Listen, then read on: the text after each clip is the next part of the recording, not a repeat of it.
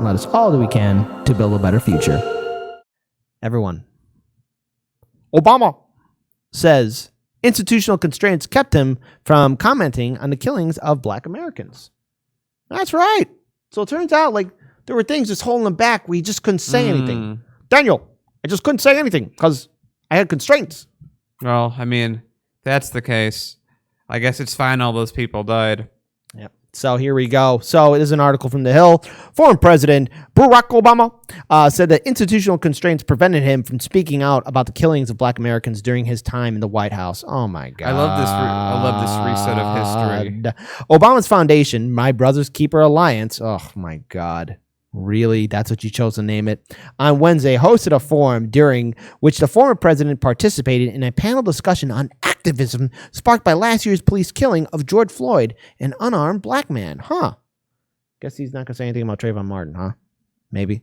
You know, I mean, Black Lives Matter did get started. He couldn't talk about it. It was constitutional constraints. Obama noted that there were several high-profile killings of black Americans, including Trayvon Martin, Michael Brown, Alton Sterling, during his time in office, but said he didn't, hold on, I'm going to say it one more time. He said he didn't want to interfere with the Justice Department's investigations into the cases.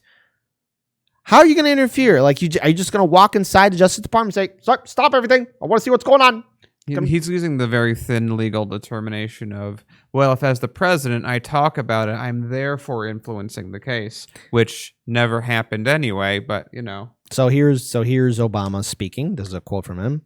I did not in any way want to endanger their capacity to go in, investigate, and potentially charge perpetrators, which meant that I could not come down or appear to come down decisively in terms of guilt or innocence. It's Obama amazing. said. You should really be scolding Biden and Kamala for pandering to people in the same way that they're apparently not allowed to do. Yeah.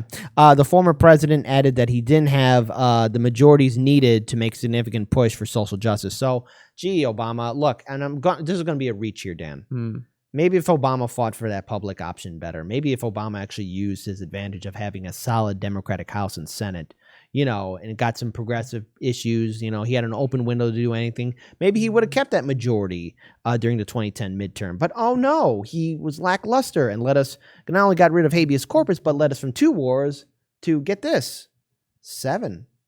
Isn't that something? He didn't have the majorities needed. Well, I mean, he needed the institutional backing, and he had people pushing him in certain directions, and his morality didn't need to exist, and he didn't need habeas corpus, you know. Well, hold on. There's a little bit more. Keep in mind, in 2012, I won, but I didn't win congressmen, and we didn't win a bunch of governorships back. We didn't win a bunch of state legislators back. Hey, Dan, remind me, who's in charge of the Democratic Party, and who's in charge of the Democrats for losing so many things? First name starts as an N. Obama's in charge of the party, de facto as president. Well, Nancy Pelosi is in charge of the House, and you mean ice cream Nancy Pelosi? Who is it?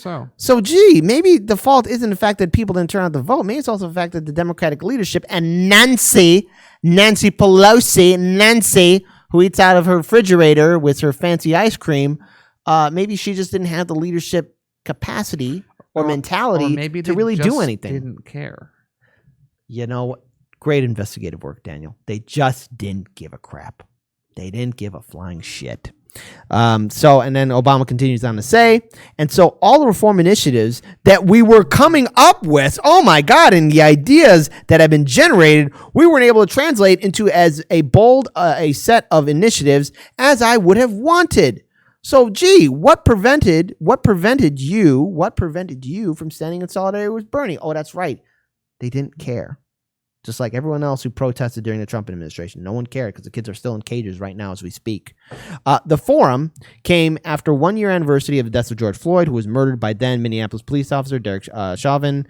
Floyd's family on Tuesday was in Washington, D.C., pleading with lawmakers to pass Police Reform Act named for him.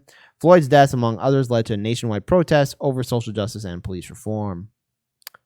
And Barack Obama couldn't do a damn thing. And Wow. that's a story. That's the story of Obama. I couldn't do anything. I couldn't do anything. I was the most powerful man in the world, and I couldn't make a move. I couldn't do anything. That's Obama's next book. I just didn't want to. No, his entire thing is I didn't make a move, so that in the future I had the ability to make moves I can turn down, so I can get future moves that I could also turn down. Yeah. All right. So this is the liberal superhero, and now his former VP is president, Joe Biden, who helped write the crime bill, never apologized for it. Even Bill Clinton apologized for it. That schemy, slimy bastard, Bill Clinton, apologized. He said, yeah, it was a mistake. But Biden, no, I'm not apologizing. Kamala Harris, who withheld evidence of an innocent man on death row, not life row, death row, and also made sure that prison firefighters couldn't become real firefighters. Even though recently last year, those prisoners now who are firefighters now have the opportunity after long last to actually become real firefighters. And oh wait, she could have prosecuted that one person part of Trump's administration. Dan, what's his name? What's his name? That guy. He's a Republican. Oh, it's coming to mind. I think he ran a bunch of banks. Yeah. And defrauded people. Yeah, and they could have prosecuted. him. He's the only Democrat he gave money to was her. And he was in Trump's administration. I don't know. I can't remember his name. I don't know. I will let you decide. But again, this is the Democrats' excuse for everything. Institutional constraints. They just constrain us. That's why we can't do anything. That's why we can't do force to vote. That's why we can't raise $15 minimum wage. The less power the Democrats have, the more they say they can do. The more power the Democrats have, the less they say they can accomplish. Yeah, because let's face it, when they did have a real solid majority in Barack Obama's first year, they had a solid majority. But you want to know what the thing is? They didn't want to hurt people's feelings, the Republicans' feelings. And now that's you got the most important thing. And now you got Joe Manchin and Kristen Sinema on their knees to the GOP saying, "Hey, work with us, please. Work with us," even though they're probably not even doing anything at all. That's Obama. Institutional constraints kept me back. You would think as a leader he would have done something more, but he didn't. And again, to Daniel's point, maybe he just didn't care. I only find it convenient that only now he's speaking out about it. Well, he's trying to preserve his legacy. Yes, a legacy. All right, we are going to move on now to our next segment.